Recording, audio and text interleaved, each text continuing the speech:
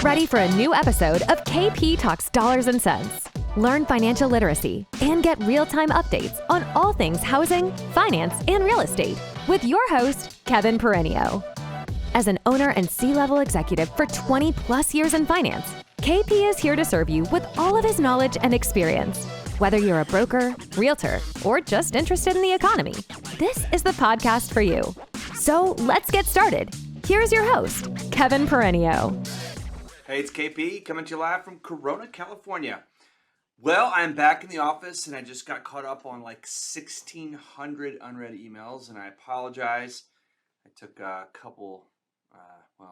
day of work off on Friday, half day, and I'm back. I'm trying to do my video. I'm trying to be disciplined and do my Monday night video here for you, even though it's basically Tuesday morning. So, what is going on in the markets? Why do I have this thing behind me?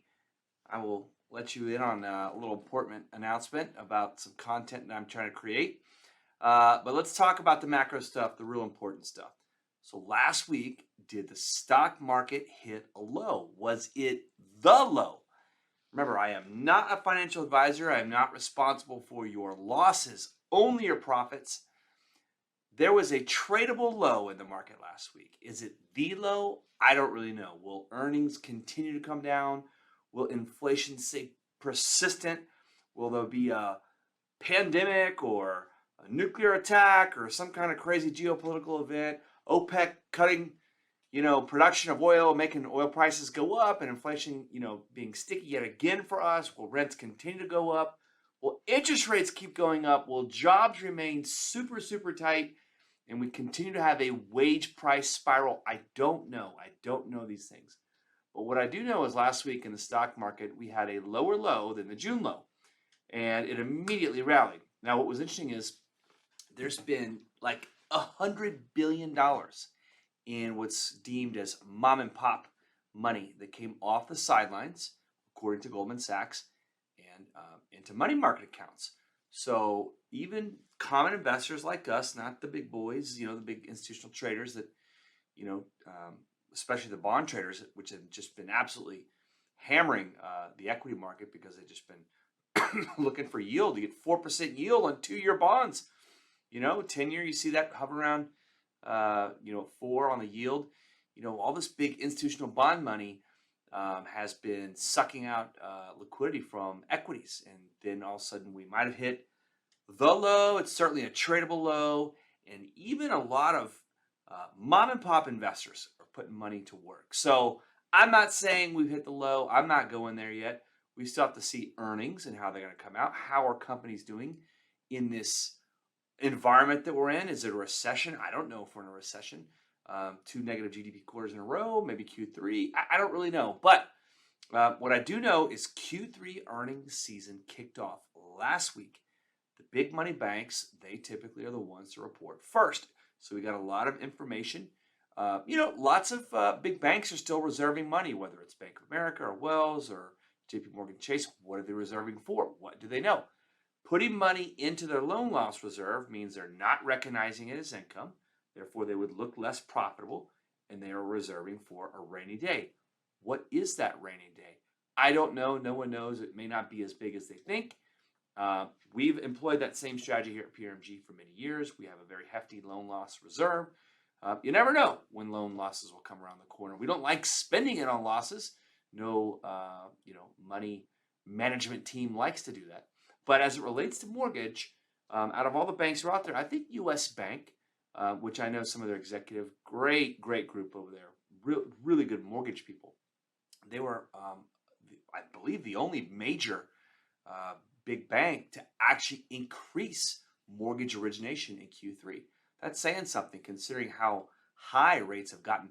Even the Freddie Mac average rate has been touching just under 7%, which is nuts to think about that. So earnings season has kicked off. We'll see what the companies are saying. Are they going to guide forward downward revisions? We'll watch it. We'll see what the growth tech stocks do, or what are the defensive stocks doing. Smucker's is one that's out there. People still need peanut butter and jelly, right? How is it doing? We'll watch the oil and gas companies. They seem to be doing just fine and probably will continue to have record profits. So earnings is very important on the macro level. Will companies start to talk about hiring freezes? Will we see our unemployment rate go up? And thus some of those job openings we saw reduce in the last reading for the JOLTS reading, with 1 million less jobs open out there, with labor participation rate increasing. Are we going to watch a little bit of decline in the labor market? The Fed wants that. They want to see that. They don't want to see a really tight labor market with tons of jobs available, which require higher and higher wages, which then exacerbate the inflationary problem, which eats away at all of our abilities to buy goods and services. So these are things the Fed's watching, we're watching, it's earnings seasons. Let's go. All right. So what else is going on in housing? What else is going on that's worth mentioning in the world of housing? So,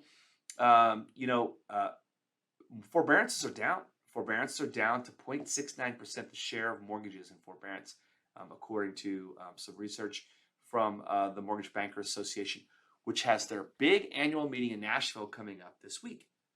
Now, this is the Super Bowl of mortgage banking. This is the big show of the year. It's in Nashville, starts Sunday, ends Wednesday. Lots of announcements get made. Will HUD's FHA Commissioner Julia Gordon, will they say, hey, we're going to cut the MIP fee. We're going to get rid of the mortgage insurance for life that's in all of the FHA loans and make it more affordable, which is consistent with the mission to help serve the underserved, which FHA loans do a great job of for first-time homebuyer purchase money.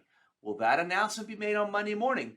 She is one of the speakers very early. So who's making moves? What companies are hiring who?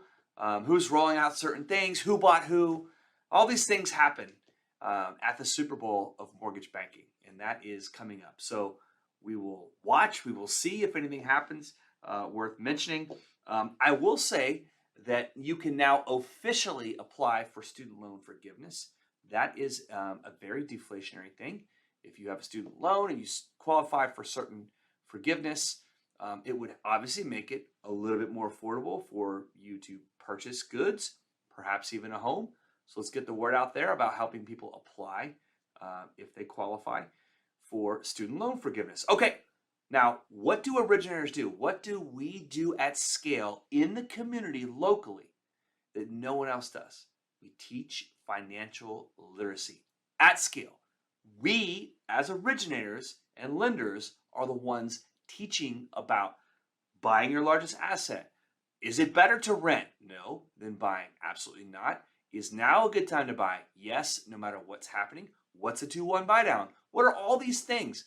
Our borrowers need to be educated at scale. And I'm going to put my money where my mouth is. You can see this camera right here. I am not going to leave you. I am not going to abandon my organic, on the road, handheld, being hit by traffic, communication to try and give you all sound bites and build our awesome community together.